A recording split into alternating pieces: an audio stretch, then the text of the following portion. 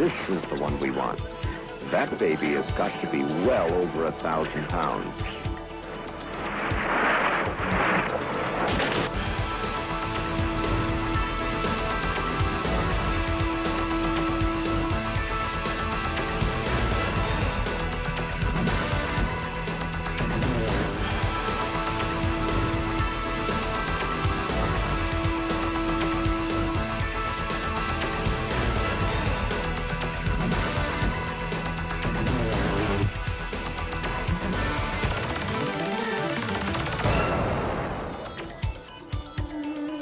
On today's Sportsman's Adventures, part 2 of our special series featuring Florida's fishing legends.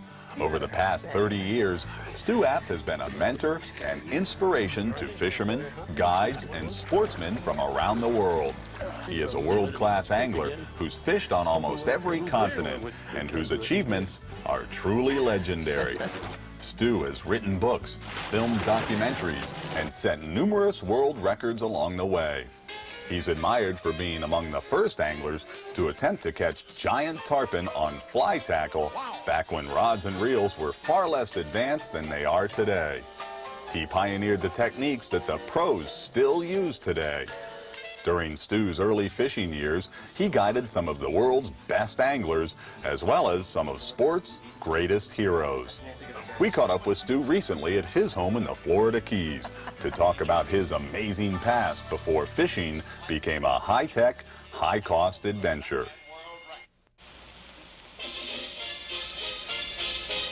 This was a 10-minute short that I did for Paramount that premiered in Radio City Music Hall when The Odd Couple was the feature film.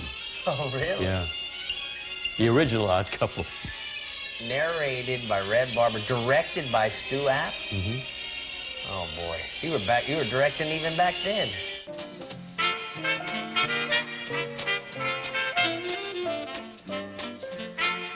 Today, Stu and his guide have an unexpected pleasure. The company of Florida's Citrus Queen, who just had to be shown. She couldn't believe that Stu goes after these giant tarpon with a fly rod.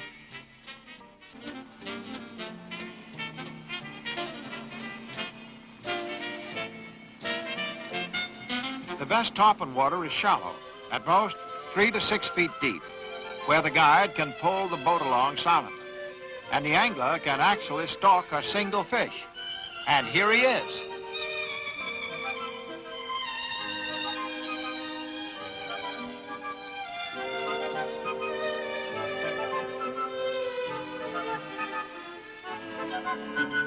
We've got him on. He's pretty big, so Stu inserts a rod stiffener for a little more power. That's the old insert rod.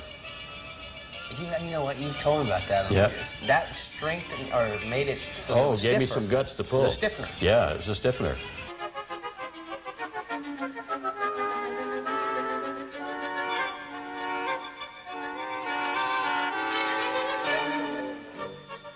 An 80-pound fish and a man, connected by a line whose weakest link will snap at 12 pounds of pressure.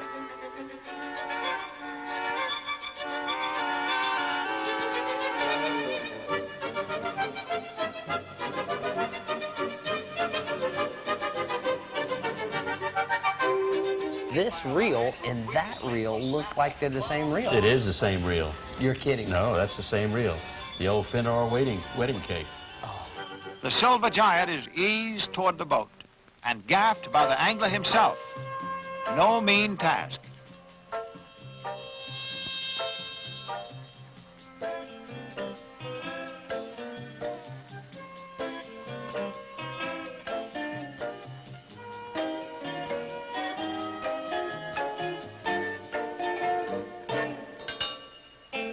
As with all non-record tarpon, Stu lets this one live to fight another day and hopefully grow even bigger than his fly rod world record of 151 pounds.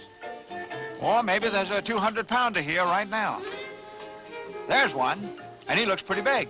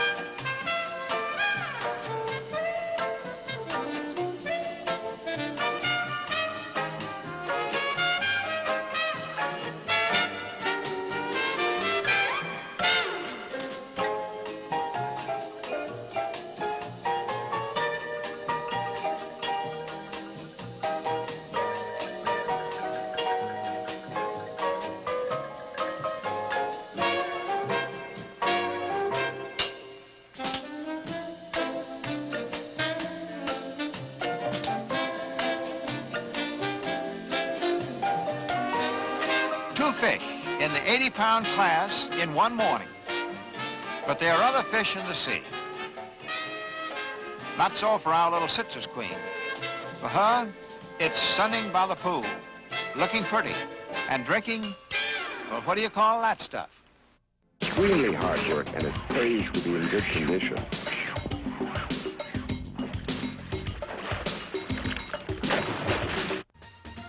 Sportsman's Adventures is brought to you by Florida, the fishing capital of the world. YAMAHA, when you want the best. Rapala, your best shot at a world record. Rapala Line, premium fishing line crafted from experience. Maverick, fish the legend. Minn Kota, anywhere, anytime. Hummingbird, simply, clearly, better.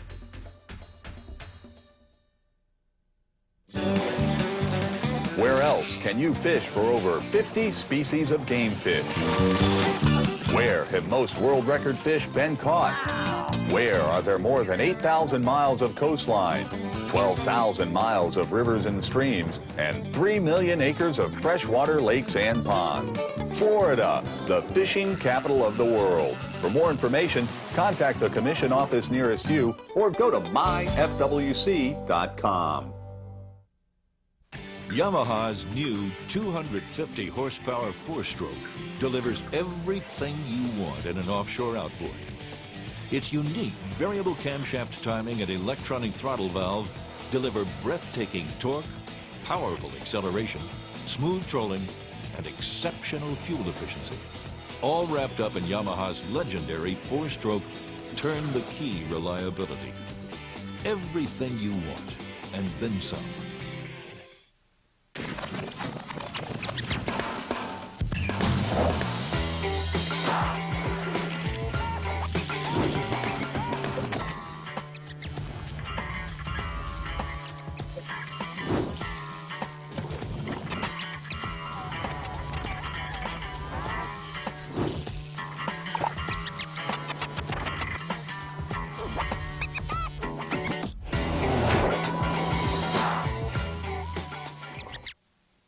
Nothing can ruin a day of saltwater fishing quite like saltwater.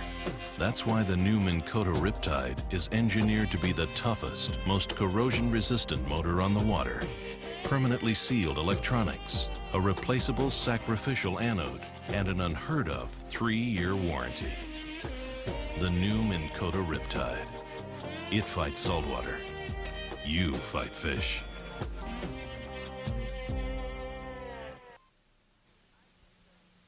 I fish tournaments to win, period. And my boat helps me do that.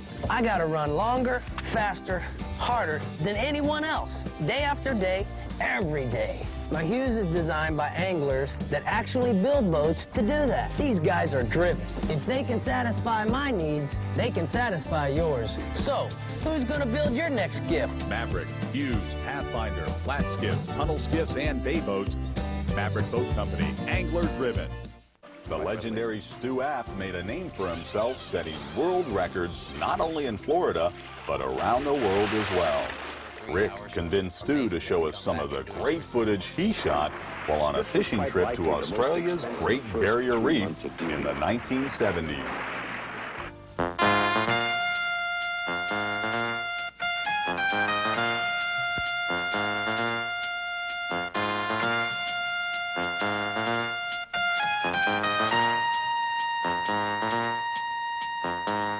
Thrillmaker Sports brings you the 1,000-pound Marlin, the story of the quest for the super king-size black marlin, filmed on Australia's Great Barrier Reef. Now, Rick, this is from a trip in, I guess, about 1978, when I went to the Great Barrier Reef of Australia with Mike Levitt. And I was invited to go for 14 days and go fishing. And instead, I got an assignment to do a magazine story for Sports Afield. Captain sights one. Here he comes now. Will he take it? Strike! You've got to give him time to be able to turn the bait. From the time he grabs it, pulls it out of the outrigger pin, to turn the bait and to swallow it. You've got to give him a lot of time to do this. You've got to figure that normally he's eating not a dead bait like we're using, but a proper live fish. So I always like to give them plenty of time to eat the bait. Oops. This is extremely hard work, and it pays to be in good condition.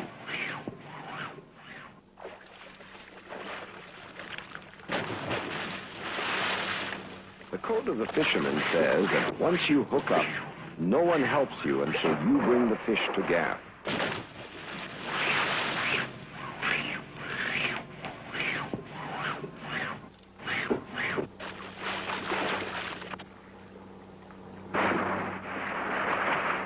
Your legs do the pumping, and your arms and hands wind him back in.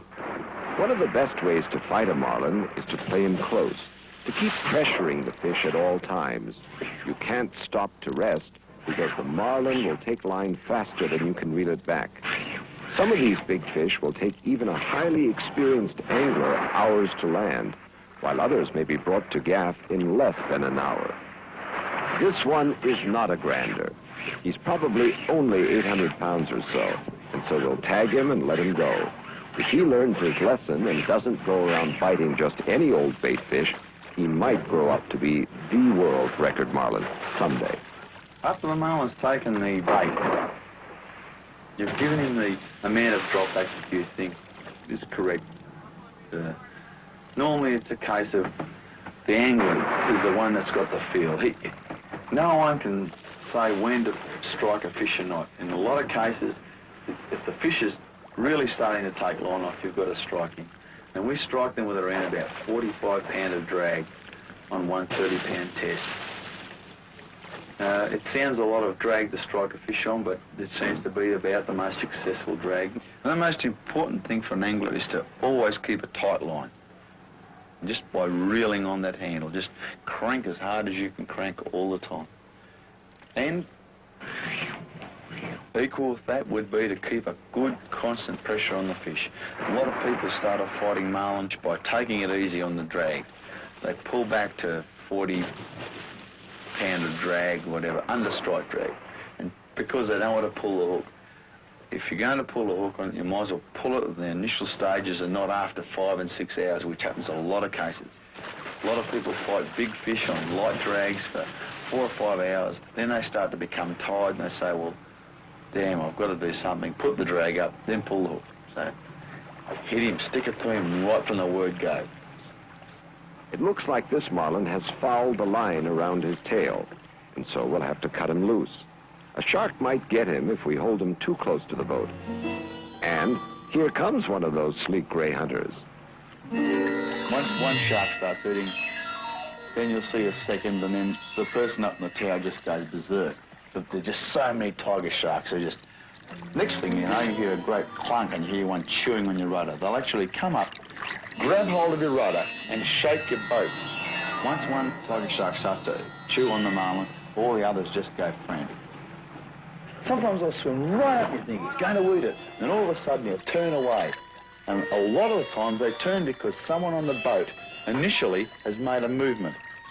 But when they do eventually eat, a big shark, you can't believe the amount of opening that they'll open their jaws up.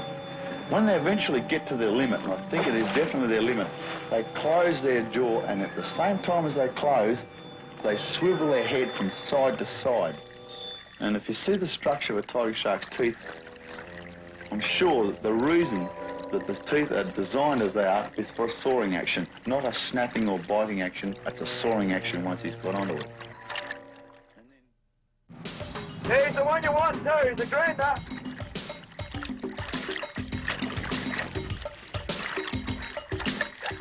This Sportsman's Adventures Conservation Minute is brought to you by the Florida Fish and Wildlife Conservation Commission.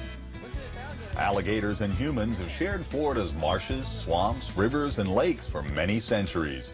But the Sunshine State's population growth has resulted in increased interactions between humans and alligators. Floridians have learned to coexist with gators, but the potential for conflict always exists. Alligators can and occasionally do attack pets and livestock. Humans, too, occasionally are attack victims and in rare instances are killed by large alligators. There are precautions people can take to reduce potential conflicts with alligators. Leave alligators alone. State law prohibits people from killing, harassing, molesting, or attempting to move alligators. Closely supervise children when playing in or around water. Don't swim outside of posted swimming areas or in waters that might contain large alligators. Swim only during daylight hours. Most importantly, never ever feed alligators. It's illegal and almost certainly leads to alligators becoming a public safety threat. Alligators are an important part of Florida's heritage and play an important role in the ecology of Florida's wetlands. For more information, visit myfwc.com. Contender boats. Take it to the limit. Wherever you find fishing tournament winners, you'll find Contender boat owners. First to the fishing grounds, first to the winner's circle.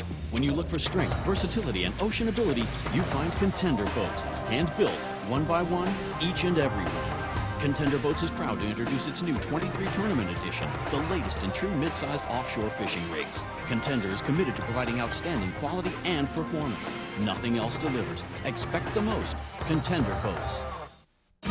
Since I've retired, we get to fish more than ever. And although I've reached the age where I'm exempt from having to buy a fishing license, I buy one anyway just because it's a way to give something back. And all the money goes directly to managing our fish and wildlife resources through the Florida Fish and Wildlife Conservation Commission. It's a good thing to do. And who knows, it might even help my grandson here catch more fish. For more information, go to myfwc.com.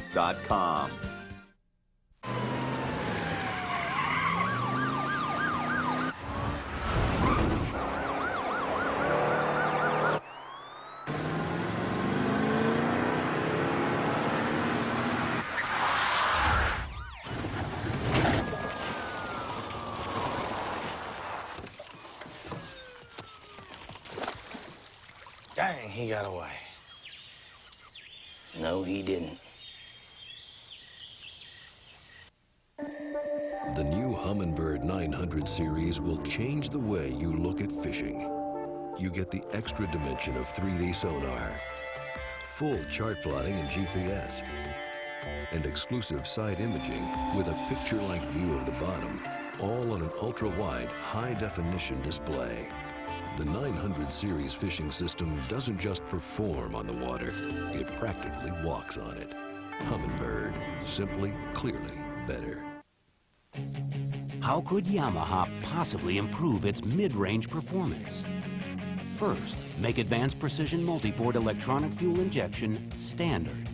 Next, feature Yamaha's exclusive single throttle valve and long tube intake track design.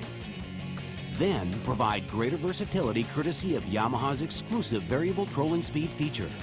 Finally, wrap it up in Yamaha's legendary 4-stroke turn-the-key reliability. That's how.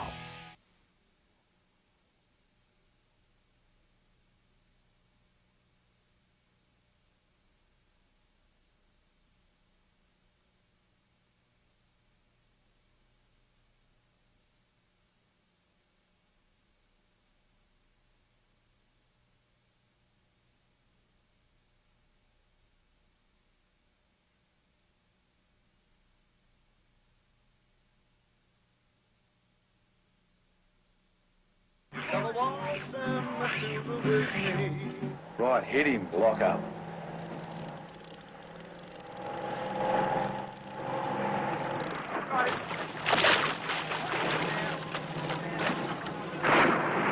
Ah, this is the one we want. That baby has got to be well over 1,000 pounds.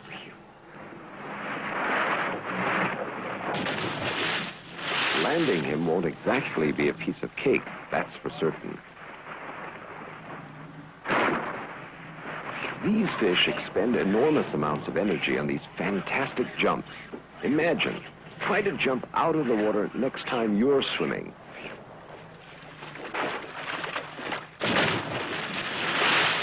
The marlin will tire after 6 or 8 jumps and rest a bit.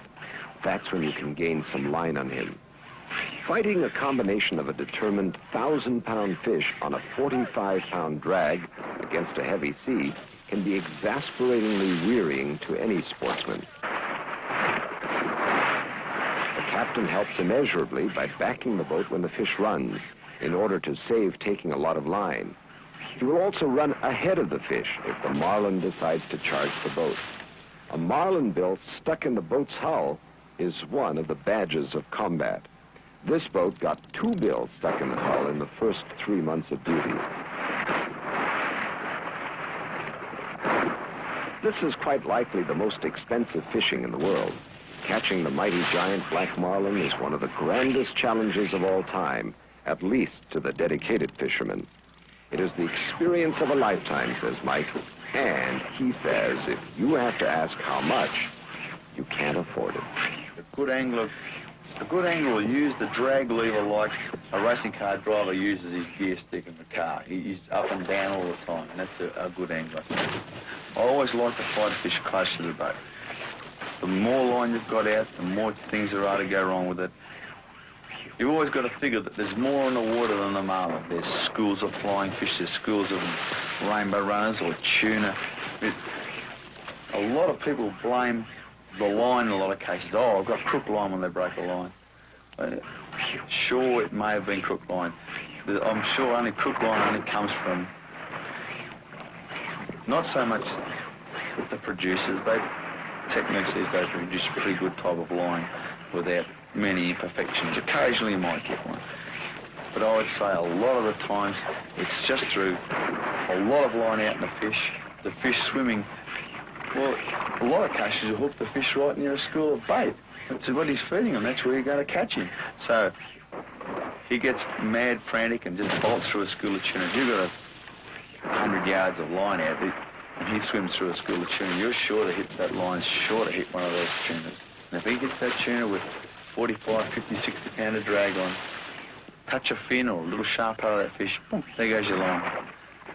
So I would say that in most cases, get to the fish as quick as you possibly can. It's a teamwork effort. The boat, the angler, crew, everyone works together, you'll always catch your fish, providing all goes well. Yeah, to the fish on the left there, Mike. Yeah, he's the one you want too. He's a grinder. No, he's going over to the right. He's on the right. No, he's back on the left now. He's got it. Righto. Bridge slowly, Mike. And we believe that a fish will, after his initial jumps and runs and frantic panic, he tires rapidly. It's just like a human being. It's just like one of us running a mile, flat chat. Well, I don't want to say a mile. Say 100 yards, as fast as you can possibly run it. And then have someone run after you and try and catch you. That's when their best time to get hold of you is then. So I'm sure that that marlin goes mad, crazy. He might run a couple of 100 yards, just flat chat with 50 pounder, 60 pounder drag on him, jumping like mad. Surely after a quarter of an hour of this, he's getting pretty tired. He's feeling it. Like, this is the first time this has probably ever happened to him. So all of a sudden he's restricted in his movements. He's got an awful amount of pressure on his mouth, or if he's foul hooked on his body somewhere. And next thing he'll tire, come to the surface, and a lot of times start shaking about, trying to get rid of whatever it is. He's run, he's jumped, he's done everything in blind panic. Now he tries to sit there. And if you've got him close by, then you've got your first crack at your fish.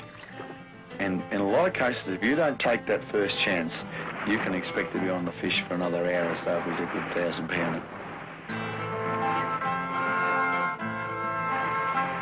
You know, Uncle Stu, we spent a lot of firsts together, and here's another one, exactly a first for me, to see this old footage with you. And I gotta tell you, it's always great getting together. But more than that, just continuing and keeping the family going down the hill. Well, you're right. You're right. I can't wait. I hope I'm around still when your boys are old enough to pull us around. We've been lucky to share these experiences with one of fishing's all-time greats, a man who has given so much to the sport, and a man who is so generous with his time and teachings to both experienced as well as novice fishermen. Rick has always said that Stu is like family to him, But truly, Stu is like family to all of us who share his love for the outdoors, the waters, and the fish. Thanks, Stu Apte, for making this another great sportsman's adventure.